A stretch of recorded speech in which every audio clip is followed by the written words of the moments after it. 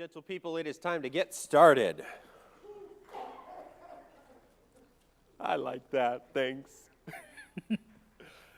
All right, Deuteronomy, we're going to be in chapter 5 this evening. You can go ahead and start turning there. We are not on schedule. Who is surprised? But I'm going to try to get through chapters 5, 6, and 7 tonight. Just tell me good luck. That's just what it is. So let's go ahead and start ourselves off with a prayer, if you'll bow with me. Father, we humble ourselves before you at this time. We are grateful for the day you've provided to us, grateful for this chance to study your first law to people who knew very little about you, a people that you chose not because of something that they did, but instead you chose them as an opportunity to glorify yourself. We hope that you will continue to be glorified in us, the next people that you've chosen, that we can be pleasing to you. In your Son's name, amen. All right, so chapter 5. I'm pretty sure if I remember right, in chapter 5, all I really did was say 10 commandments are coming up, and then I think we spent a little while talking about not taking the Lord's name in vain. Did I get to anything else? No? If you don't remember and I don't remember, then I'm going to talk about it again. Okay. So 10 commandments, pretty straightforward. I don't want to spend a lot of time on it. Hit the hot one. Taking the Lord's name in vain does not mean cursing like we call it. It's much bigger than that. And so we're going to spend several chapters a little bit later from now talking about why it is bigger than that. But we're not there yet, so I'll save some of those thoughts for then. Verse 17 is a big one. Verse 17 says, you shall not what? Murder. What is the original English word? Kill. It's caused no end of confusion and woe throughout the centuries because they used the word. The Hebrew word means to kill someone outside of combat due to personal reasons or to accidentally kill someone outside of combat. So we would call it manslaughter or first-degree murder, second-degree murder. That idea is more what we would think of it as. A lot of people like to look at this and say you cannot be a soldier, you cannot be a police officer, because if you kill somebody, you've sinned and you're done. One, it's law of Moses, for one, so be careful. And two, it's not even what it means. So we're going to spend more time on that as well in several chapters where God is going to spend a while explaining this is what I mean when I say this. So we'll look at it at that point. Down through verse 21 are the 10 commandments. Any questions or comments on any of those? We are going to be revisiting them, so I'm going to mostly just leave it as it is. Cool. Deuteronomy breaks this out into sections. So, first commandment, chapters 6 through 11. Second commandment, chapter 12. Third, 13 to 14. You can read the rest of those. So it is broken down. So when we're looking for the comments on you shall not take the name of the Lord your God in vain, that is third commandment. We're going to be looking at that from chapters 13 and 14. So that's why I say we're coming back to this. Ironically, the one that we really don't spend a whole lot of time on is the second command, don't make an idol. It's because he already did. He's going to do it a little bit again, and it kind of gets sprinkled everywhere. So we're only going to get one chapter on that. We got quite a bit on God is the only God. He's the greatest God. Don't have any other gods. There's nothing else. Period. End of discussion. Lots of chapters on that. So we're going to get into that discussion here into chapter 5. All right. Verses 22 through 27 of chapter 5. We are again going back to a history perspective. And so it's really kind of a fascinating decision. Whether it's Moses' decision or it's God's decision, you guys can argue about that at home and not with me. But the decision to tell this particular story is interesting. Because when we think about the giving of the 10 Commandments, what is the biggest story around the giving of the 10 Commandments from our perspective? It has to do with a calf and a precious metal. It's the golden calf, right? That's what's really big to us. But up until now, we really are emphasizing you heard God's voice. Now, we're going to get a little bit of the golden calf in a couple of chapters, but not really at this point. And so notice again the emphasis. These are the words the Lord spoke to all of your assembly at the mountain out of the midst of the fire, the cloud, and the thick darkness with a loud voice. And he added no more. He wrote them on 2 tablets of stone. He gave them to me as soon as you heard the voice out of the midst of the darkness while the mountain was burning with fire. You came near to me. And in verse 24, you said, behold, the Lord our God has shown us his glory and his greatness. We have heard his voice out of the midst of the fire. This day we have seen God speak with man, and man still live. Now, therefore, why should we die? For this great fire will consume us. If we hear the voice of the Lord our God anymore, we shall die.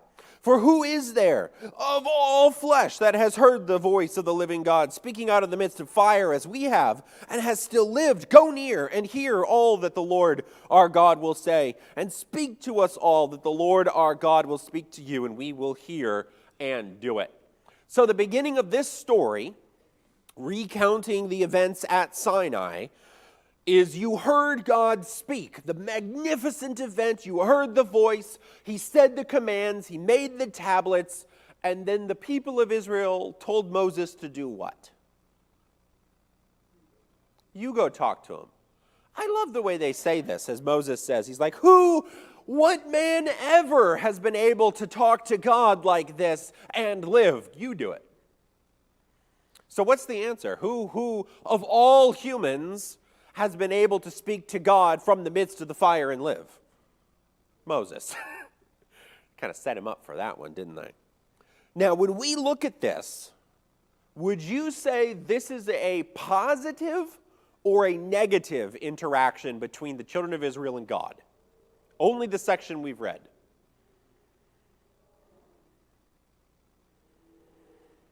I have a lot of very non-confident people mouthing negative. So let's gain some confidence and be okay saying wrong things. Negative. We look at it, and what do we pick out? God spoke to them. God gave them a law. They said, you do it. I don't want to hear it anymore. God views it as a positive. That is what is so fascinating to me.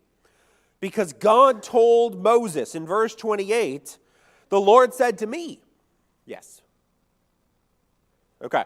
The Lord said to me, I have heard the words of this people which they have spoken to you. They are right in all that they have spoken.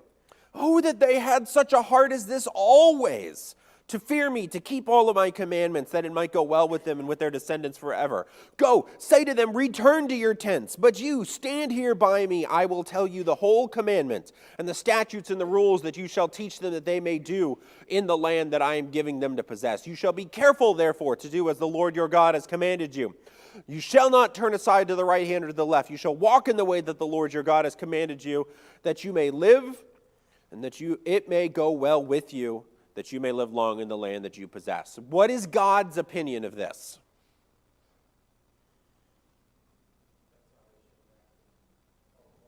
This is how they should act all along. When God speaks, they say, it's too much for me. Moses, just tell me what to do. That is a good reaction. Now, we read the rest of the story. What happens when the people hear the 10 Commandments, they say it's too much, Moses goes on the mountain, he's there 40 days. What did the people do when they stopped hearing the voice of God? They thought Moses was dead, they made themselves an idol.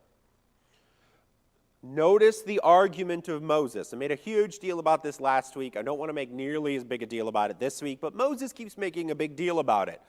God is the voice. God is the words. So when the law is read in your presence, it is the words of God. It is God himself with you. When the voice is gone, doesn't matter that the mountain was still on fire. The mountain was still covered in darkness. Lightning was still flashing. Thunder was still going on. All of that went on for 40 days. Moses is on the mountain dead. The voice stopped. They wandered away from God.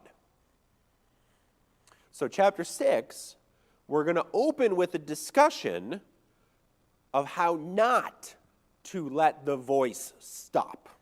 All right, Caleb. Cool. I thought so. You're pretty smart. Okay, any other thoughts on this section? Cool. Chapter 6. First 3 verses of chapter 6. This is the commandment, the statutes, and the rules that the Lord your God commanded me to teach you, that you may do them in the land in which you are going over to possess it. You may fear the Lord your God, you and your son's son, by keeping all his statutes and his commandments, which I command you, all the days of your life, and that your days may be long. Hear, therefore, O Israel, and be careful to do them, that it may go well with you, that you may multiply greatly, as the Lord, the God of your fathers, has promised you, in a land flowing with milk and honey. All right, so this is our introduction. You need to do it, your son needs to do it, and your son's son needs to do it. According to Joshua and Judges, how many generations go by before they start to sin? What do you guys think? It's about 4. So you've got conquering the land people. That's Caleb. Othniel. That's big story in the beginning of Judges. Othniel, probably first judge. It's hard to know. But Othniel comes onto the scene. Next generation under Caleb. So we've got 2 generations there. Othniel's children are faithful, and then Othniel's dead. How many generations does God say have to keep the commands? 3. It's just funny. You, your son's son, but their son falls away. It almost makes me wonder if God knew this is how far you'll make it, and probably no farther. Any other thoughts anybody has on the first 3 verses? It's another introductory statement. Okay. Verse 4 through 9 is one of the most important passages in the entirety of the Old Testament to the Jews. They call it the Shema. Shema is the core doctrinal statement for the Jews' monotheistic point of view. And verse 4 through 9 is the entirety of it. The first section there is the abbreviated. Hear, O Israel, the Lord our God, the Lord is one. That is the abbreviated. Some of your translations may word that in a variety of ways because it can be worded in a variety of ways, because Hebrew to English is not an exact science. The core of it is, listen up, the Lord is the only one. And so they would use this to each other, just this shortened one, sometimes as a greeting. Hey, the Lord our God, the Lord is one. And that was just their greeting, like aloha or hi. Like that's just what they would say. We'd say, how you doing? They would say that. So especially during the period before exile. After exile, they begin to structure this. Because remember, from last year, before exile, are they monotheistic or polytheistic? Poly. After exile, they double down, and they will be monotheistic to the point of unrighteousness. But they are monotheistic. They organize these things, and they say, you know what, this passage is really important to us culturally. And so they establish the Shema as a scheduled prayer. Even last year when we were reading through some of the Talmud and Gemara and so forth, one of the sections we looked at was about the Shema. The Shema is to be done at that point in time, post-exile, twice a day. Once in the morning at dawn, once in the evening at sundown. And so they asked, what do I do if I forget one? So then they had to come up with an answer. You say 2 of them the next time. That was their answer, by and large. If you miss a whole day, you have to offer some sacrifices because there's no recovering from that because the second opportunity is already passed. They organized all of that for a non-God-oriented command, but they are going to be righteous. So even moving forward post-Christ, we get towards the 2nd century.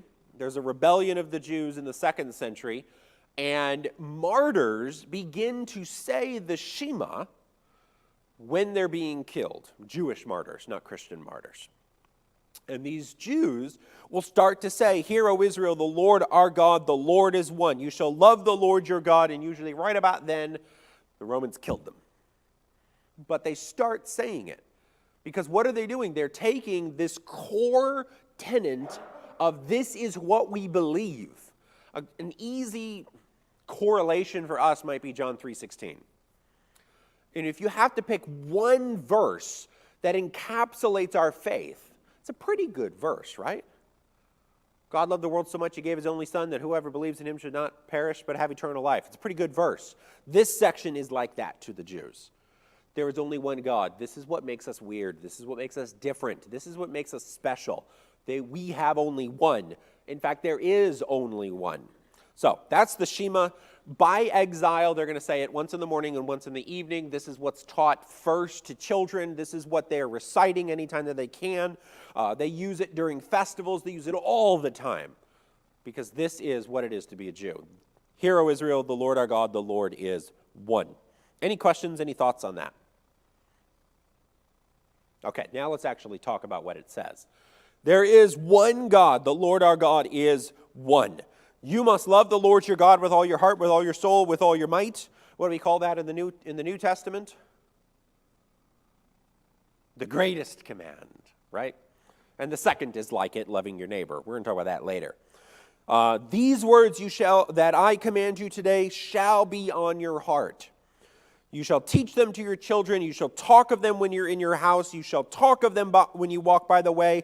You shall talk of them when you lie down. You shall talk of them when you rise up. You shall bind them as a sign on your hand. They shall be frontlets between your eyes, and you shall write them on the doorposts of your house and on your gates.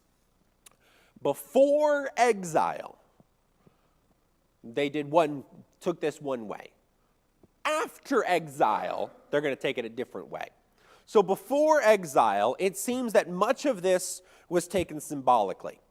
I need to be responsible for the teaching of my children. That was there, but it's not 100%. Post-exile, they structured it. You got to do it this way. You got to do it this way. It's the father's responsibility to beat their child so that he goes to school. That is after exile. Before exile, it's more like, well, story time with the family. It's different in how they emphasized it. In verse 8, before exile, when it says you shall bind them on your hand or between your eyes and write them on the doorposts, they took it mostly figuratively. Okay, you just carry it around with you and you constantly are talking about it. That's what this means, right? After exile, they take it incredibly literally to the point that what you have is not as important as the fact that you have it. So they structured it. You have specific verses that you're allowed to have on your arm, and they wore it up on the upper part, not the actual hand, because the Hebrew word could include all of it. They wore it around their head, and they had a specific verse they were allowed to use on their head, which was this one. They would insert a plate into the door frame, and that would either be inscribed with it or protect a scroll on the other side that has it. It varies depending upon which century we want to talk about. But you didn't need to know what was in it. You just needed to have it. So a moment ago I said they're going to be monotheistic to the point of unrighteous. That's what we're talking about. Is that we are one people under one God, and we are going to be righteous. So you better make sure you have your armband on. You better make sure you have your forehead band on. You better make sure you got your plate with something up there on your doorposts. But you knowing the verses is less important, as having it is more important. So we talked a lot about that last year in my Ezra and Nehemiah class, so I think that's good enough for now. Any questions, any thoughts on the Shema? Cool. During Daniel's day, it was common tradition to say it 3 times a day. How many times a day does Daniel open his window and pray? 3 times a day. That's what he's doing, is he's praying the Shema. He's reminding himself of who he is and his relationship to God while he's in a foreign land. All right, 10 to 15, take possession. So it says, when you get into the land, verse 10, This land, you are going to be living in great and good cities that you did not build. Houses full of all good things you did not fill. Cisterns you did not dig. Vineyards and olive trees you did not plant. And when you eat and are full, take care lest you forget the Lord. So this is the warning. You're coming in. You're going to live in these places. At this point, they've already conquered that eastern side of the Jordan. They know what God's all about. Enemies get killed, they're pushed out of the way, and these cities are nice. They're great. We didn't burn and destroy them. We just killed all the people and saved all the good stuff. We can just move right in. How wonderful this is. When you get in and it's comfortable, when you get in and you're fed and you're full and you're at ease, and when you go to bed at night, you can put your feet up beforehand with a candle because you're not just stuck in the middle of the desert and lucky enough to have a pallet, much less chairs. When you're in these areas, take care lest you forget the Lord, who did all of these great things for you. It is the Lord, verse 13, your God you shall fear. Him you shall serve, and by his name you shall swear. You shall not go after other gods, the gods of the peoples who are around you, for the Lord your God in your midst is a jealous God, lest the anger of the Lord your God be kindled against you, and he destroy you from the face of the earth. So what's the point? You're going to get really comfortable, and you're not going to hear my voice as often. And that's exactly what happens. Joshua and Judges is not characterized by the voice of God being heard by the entirety of the nation. In fact, when we get to 1 Samuel, the last of the judges, God starts talking to him, and he thinks it's his old man, the chief priest, calling his name, because the voice of God was no longer heard. So again, I harp on it a lot, but Deuteronomy is really big about voice. The voice of God is God, and when the voice disappears, so if the voice is not around us, we have to supply the voice. We have to read his commands. We have to know his commands. We need to teach his commands. We need to make him a part of our everyday life to keep the voice with us, to keep God with us. All right, any questions, any thoughts about that section? It's pretty straightforward. Y'all are quiet tonight. Did my rebuke about saying things wrong really rattle everybody? Good. Fight me. Okay, 16 to 25, again, we're going to reiterate, you need to do it, and you need to teach it. So, 16, you shall not put the Lord your God to the test, as you tested him at Massah. You shall diligently keep the commandments of the Lord your God and his testimonies, his statutes, and do everything that is right. You shall do what is right and good in the sight of the Lord, that it may go well with you, that you may go in and take possession of the good land, thrusting out all of your enemies before you.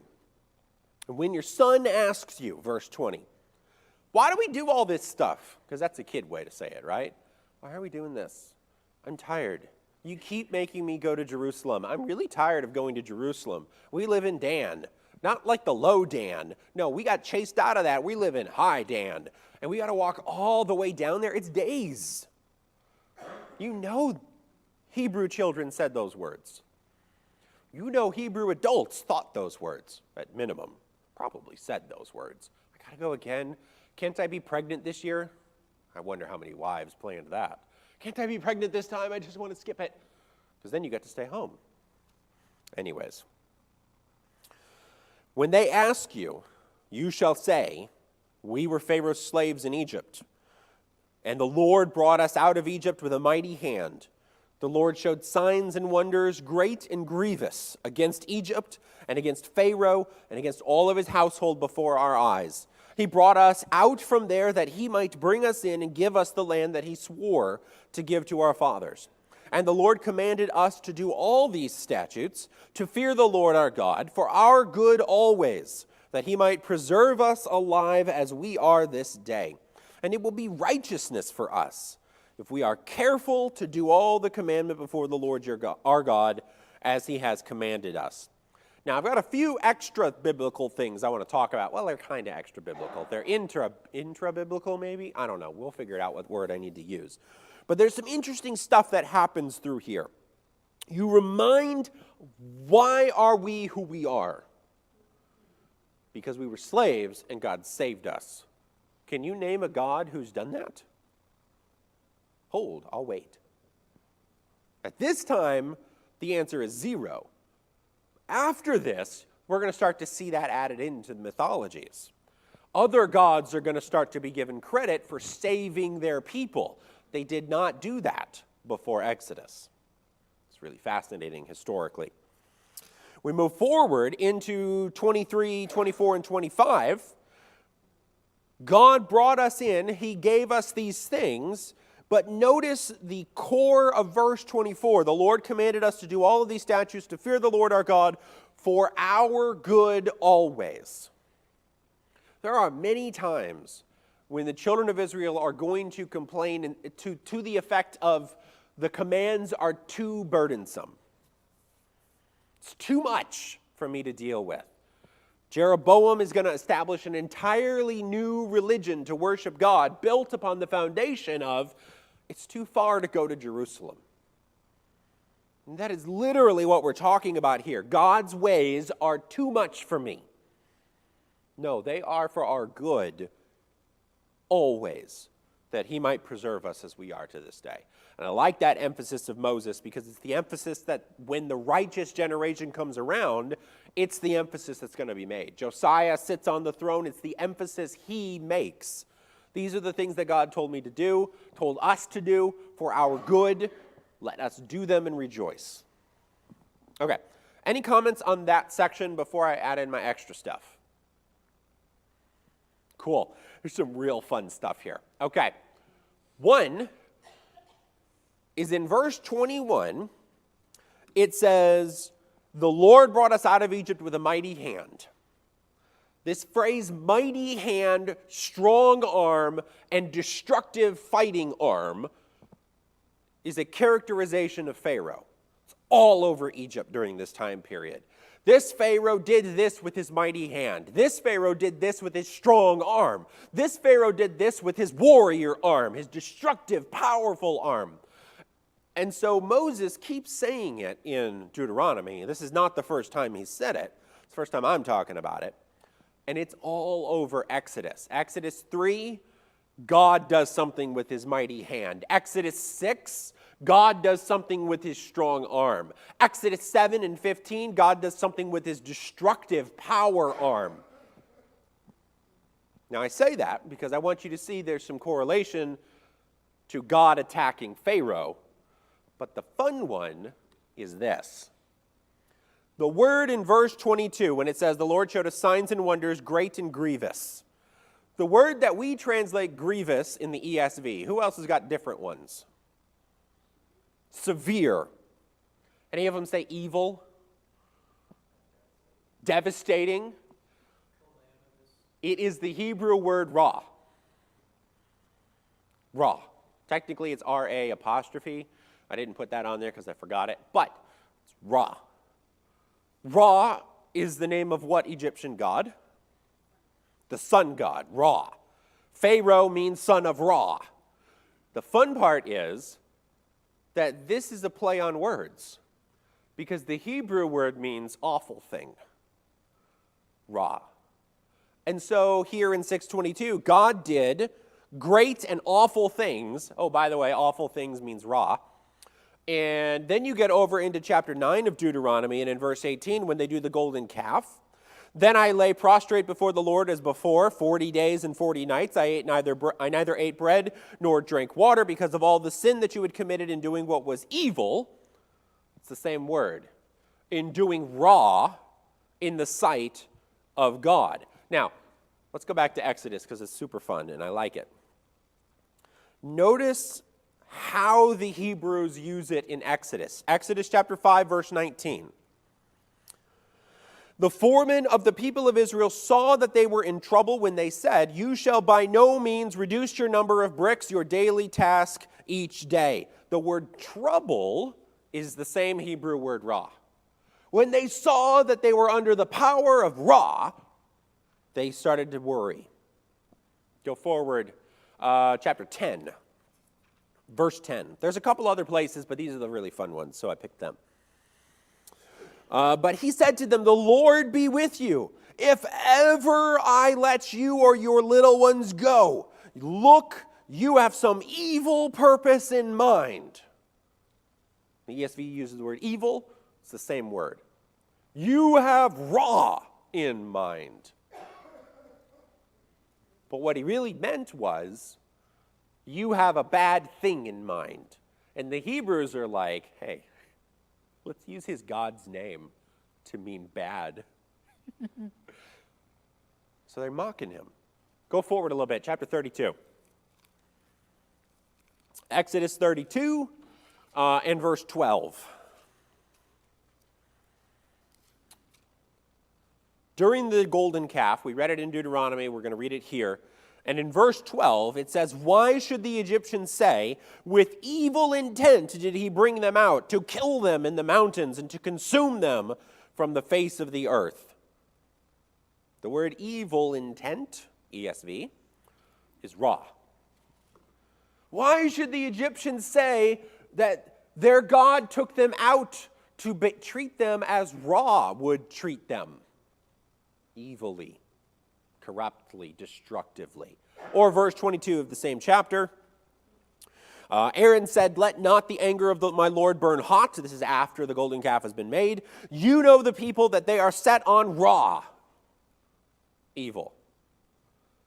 Same word. So notice how these words are used. Deuteronomy especially makes great use of words.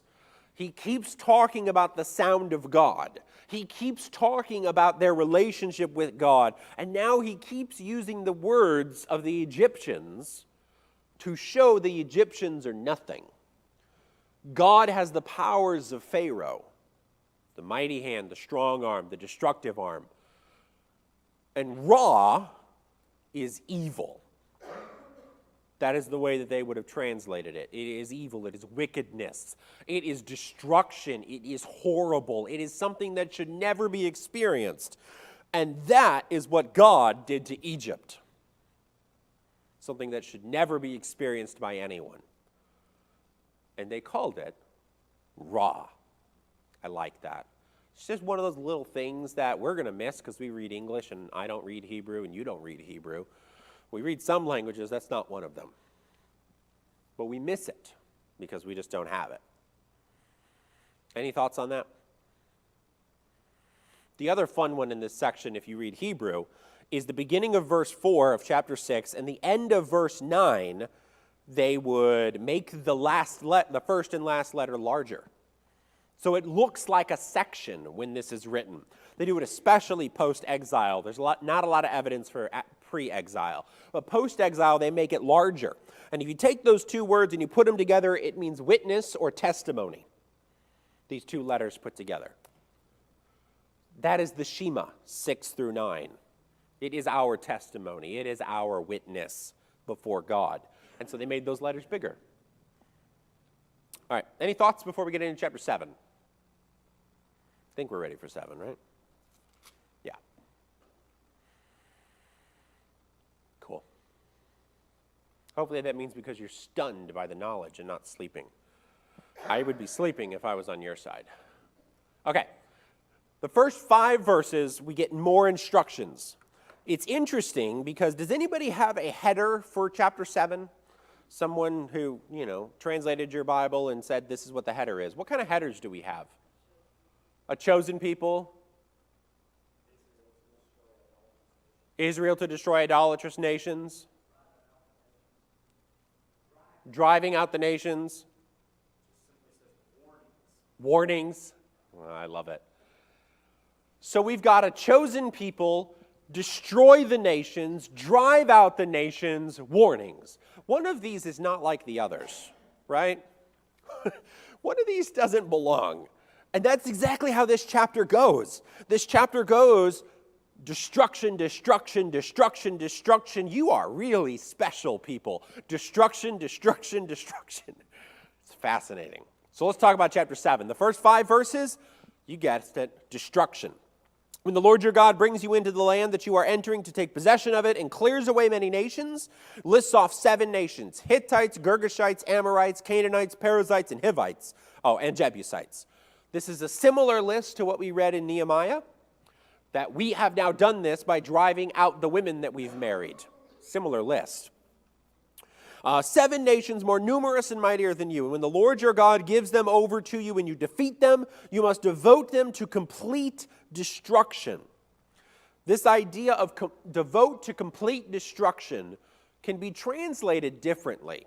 Does anybody have a different phraseology there or entirely different words?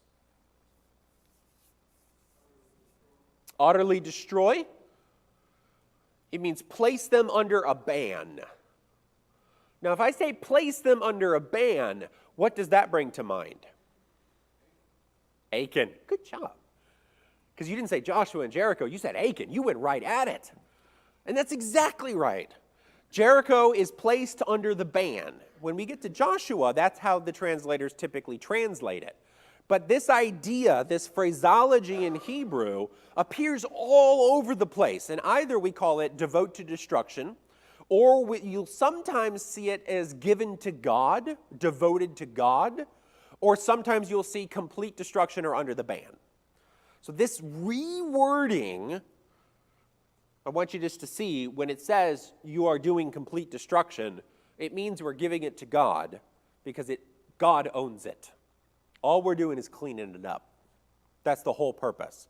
So when you come in and you drive them out, devote them to utter destruction. Don't leave any of them. Make no covenant with them. Show them no mercy. Do not intermarry. Nothing. They don't belong to you. They're not allowed to be used by you.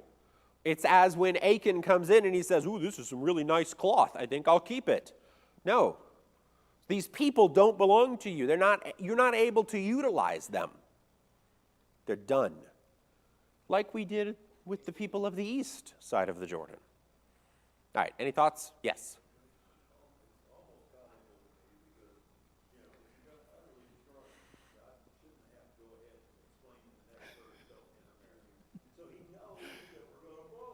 Yeah, that is a really good comment. Most of the time, we have not had to explain don't marry corpses. I say most. Most. Okay. If you do not do complete destruction, the end of verse 4 starts coming in. Your sons and your daughters will turn away and serve other gods. The anger of the Lord would be kindled against you, and he would destroy you quickly.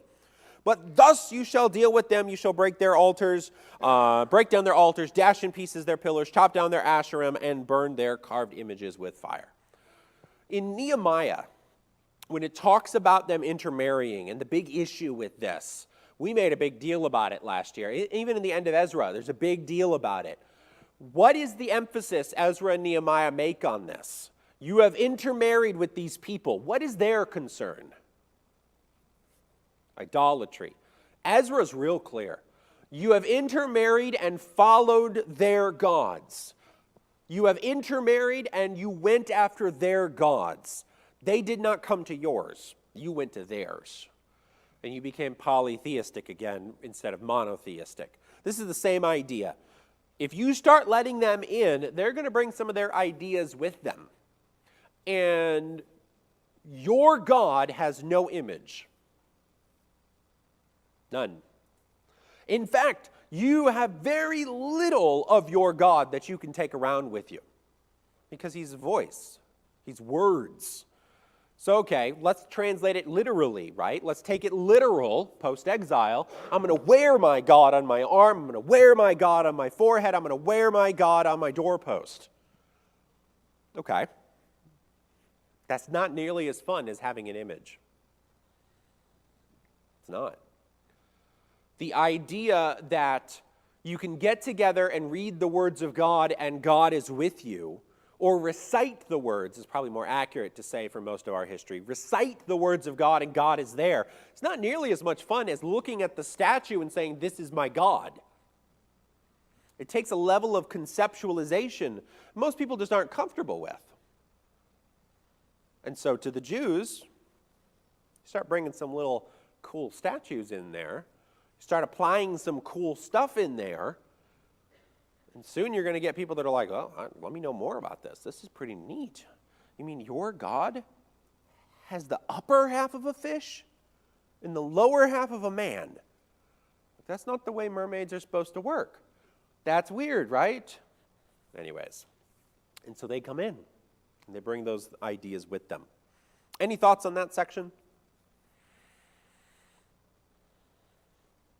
Cool. Yeah?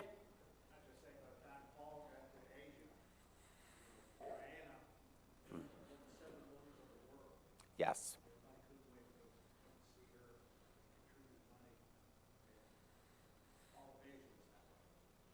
Yes. Even when we look at the Old Testament, and we're looking at like the reign of Ahab, he builds an ivory temple that later when Jesus is walking along and he's starting to say, "Who do men say that I am?" the ruins of that temple are all around him. But it was really nice. Jeroboam built calves in Dan and Bethel. That's nicer than just going to a building. Even if the building's pretty cool, it's kind of nice to see my God, to touch him, to feel him, to hold him, to take representations of him with me. It's really nice. It's not nearly as cuddly as a scroll or a book. I think it just doesn't work. Okay, then we have our interjection section. You are a chosen people, verses 6 through 11. You are a people holy to the Lord your God. The Lord your God has chosen you to be a people for his treasured possession out of all the peoples who are on the face of the earth. It was not because you're more in number, but because you were fewest. It was because the Lord loves you and is keeping the oath he swore to your fathers. How would you like this? Let's just stop and think for just a moment. Hey, you people, I'm saving you because I told your great-great-great-great-great-grandfather I would do it. Does that mean he really wants to save me? Or he's just keeping his promises? I mean, how would you feel if somebody shows up to help you and they're like, well, I'm here. I promised somebody else that I would do it. Here I am. I want to be here. Right? Well, I can't even say it without sarcasm. But that's what God just said. He says, I picked you. I love you because I swore an oath to your forefathers. And so the Lord brought you out with a mighty hand. He redeemed you from the house of slavery, from the hand of Pharaoh, king of Egypt. Know therefore that the Lord your God is God, the faithful God who keeps covenant and steadfast love with those who love him, keeps his commandments to 1,000 generations, and repays to their face those who hate him by destroying them. He will not be slack with one who hates him. He will repay him to his face. You shall therefore be careful to do the commandments and the statutes and the rules that I command you today. You're a chosen people. I picked you, not because of anything you did, but because somebody else did something a long time ago, and I made a promise to him. I also am making a promise to you. That's gathered in with Deuteronomy, second retelling of the law, right? I also am making a promise to you. I kept that oath. I make an oath with you. What do we think God's going to do with this one? Forget about it after a couple years? No, he's going to keep that oath too. And also, because I keep my oaths, if you don't do what I say, I'll throw you away. Done. And later, they're not going to have Moses to say, please don't do that. Because he does that a couple of times. Because Moses is the Christ figure. He's the interceder. Anyways, it's not my book. Okay, any comments anybody has on that? Did you guys catch the mighty hand reference down there in verse 8 again? This is also a section that anchors when the events of Deuteronomy happen to a specific time period. You guys remember me saying that everybody has an opinion about when this is written? But that second millennium, 2000 to 1000, they make their agreements using certain terminology, the suzerain vassal treaties, right? And it is not uncommon in a suzerain vassal treaty for the suzerain, the greater one, the ruler, to call the lesser one his treasured possession, or something similar to it. They liked a lot of these kinds of phrases. You are my special possession. You are my peculiar treasure. You are my wondrous thing. I wonder if Tolkien read this when he said, my precious. That's the idea of suzerain to vassal. So we've got that in here, again, anchoring it. That next millennium, 1000 to 0, 1000 to 1, you know what I mean. It does not use that terminology. They use different language in these kind of greater to lesser treaties. So again, we anchor the events at a certain time. Why in the world would some people make this up post-exile, let's say 500, 400 BC, talking about an antiquated treaty system? Because you and I, we would never set up a treaty based on an Aztec system. It wouldn't mean anything to us. So therefore, Deuteronomy uses the correct treaty system again. And when I talked about that the first time, I said, this means that anytime that you come up to somebody and you say, would you like to know about my law? Listen to this. They would start picking up on these words and realize we're talking about a greater to a lesser treaty. They'd be like, oh, no other God does this. Your God makes you hold a treaty with him? You mean he cares? You mean he has instructions for you? And it would have been fascinating to them. To us, we just read it and we're like, oh yeah, God talks all the time. Gods didn't talk until after this. Then they start talking to people. All right, any thoughts before we go a little further? I got like 4 minutes, probably 3 minutes, because the clock's off. He says, I will be your personal God. And there's some cool stuff in this section, so I'm hoping to get through it tonight. 12 through verse 16. Because you listen to these rules and you do them, the Lord your God will keep with you the covenant and the steadfast love that he swore to your fathers. You are my chosen people. I am your personal God. I am the one that walks with you. I am the one that does something with you. It says he will love you, bless you, multiply you. He will bless the fruit of your womb, the fruit of the ground, the grain, the wine, the oil, the increase of your herds, the young of your flock. In the land that he swore to your fathers to give you, you shall be blessed above all peoples. There shall not be male or female barren among you or among your livestock. The Lord will take away from you all sicknesses. None of the evil diseases of Egypt which you knew will he inflict on you, but he will lay them on all who hate you. And you shall consume all the peoples that the Lord your God will give over to you. Your eyes shall not pity them, nor shall you serve their gods, for that would be a snare to you. I am your personal God, and I am going to make your life easy. But there's some cool stuff he does in here. In verse 13, he gives a list. He says that he will also bless the fruit of your womb, the fruit of the ground, your grain, your wine, your oil, the increase of your herds, the young of the flock in the land that he swore to give you. And he uses the Hebrew version of Canaanite god names. So when he says, I will bless your grain, he uses the Hebrew word for Dagon.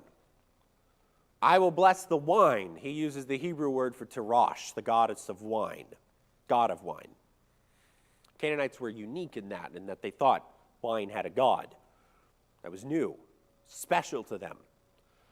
When it says that I will increase your herds, he uses the Hebrew word for shagar, which is growth. So when you want your flocks to multiply, when you want your house to multiply, when you want the dawn to bring good things, shagar is the god of dawn. And then when he says the young of your flock, he uses the Hebrew word Ashtaroth, goddess of fertility and growth, also war. That always goes hand in hand. So again, we're seeing play on words here. You're going to go into a land, and they're going to say, do you want things to grow? Pray to Shagar. And they're going to say, Shagar, that sounds really familiar. I think in Deuteronomy it said God would Shagar me. I don't need your God. He's going to do it. I want a lot of children, so I go to Ashtaroth. No, I don't need to, because in Deuteronomy it said, this is where I go. God's going to do that. Or I need more food, or I want more pleasurable things. Dagon, Tirosh. Now, God's going to do all that for you. So like he said with Pharaoh, Pharaoh's hand and arm is nothing compared to God's. Like he said with Ra, Ra is emptiness, it is destruction, it is vile. So now he says these blessings the Canaanites are going to teach you about and how to get them, their own gods, I do those things. Their gods don't. You don't need them. Don't go to Dagon and ask him for more grain. Just ask me. I already said I'd do it. Okay. We'll stop there. We'll pick up with somewhere in this section next time. We're going to continue next section, chapters 6 through 11. So read 8, 9, 10, 11. We'll see how far we get. Thanks.